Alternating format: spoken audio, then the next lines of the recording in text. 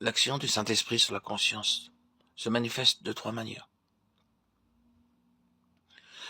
Par le moyen de la conscience, l'Esprit fait d'abord briller dans le cœur la lumière de la loi divine.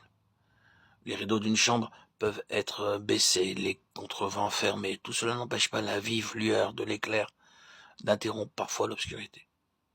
La conscience aussi peut bien être parfois tellement souillée de péché que l'homme fort qui demeure là reste longtemps en parfaite paix et sécurité.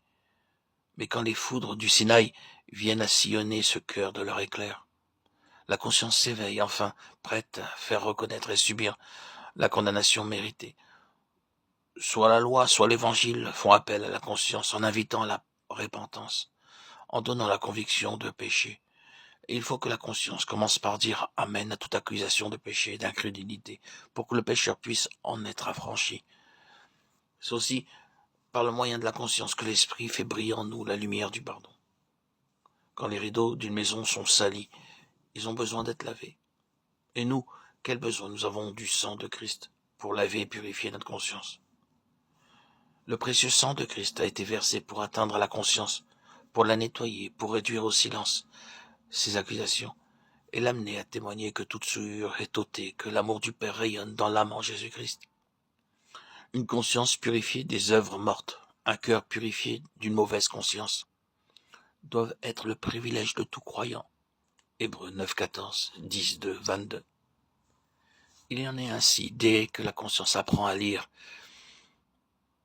dans son cœur, qu'elle apprend à dire Amen à ce que Dieu nous dit de la vertu du sang de Christ.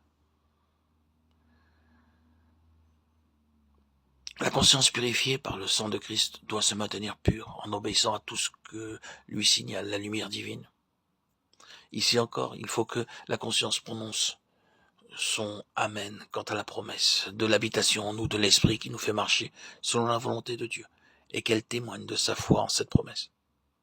Le croyant est appelé à marcher avec humilité, avec amour et vigilance, de peur que la conscience ne l'accuse de n'avoir pas fait ce qu'il savait être bien, ou d'avoir fait ce qu'il savait n'être pas conforme à la voie de la foi, et cela jusque dans les moindres détails. Il faut qu'il puisse en venir à dire avec Paul, ce qui fait notre gloire, c'est ce témoignage de notre conscience, que nous sommes conduits dans le monde avec sainteté et pureté devant Dieu. 2 Corinthiens 1, 12. Comparez Actes 23, 1, 24, 16 de Timothée 1, 3. Remarquons bien ces mots. Ce qui fait notre gloire, c'est le témoignage de notre conscience. Ce n'est qu'autant que nous maintenons la fenêtre propre en demeurant dans la lumière, que nous pouvons avoir communion avec le Père et le Fils.